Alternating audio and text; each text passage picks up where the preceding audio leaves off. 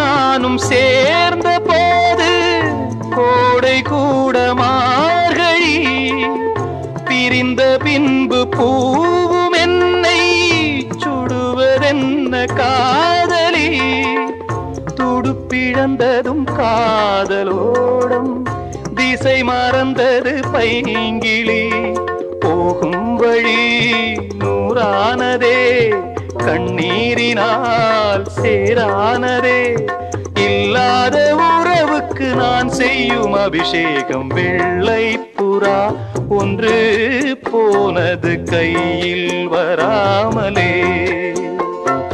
முதலெழுத்து தாய்மொழியில், தலையெழுத்து யார் மொழியில், என் வாழ்க்கை வான்வெளியில்.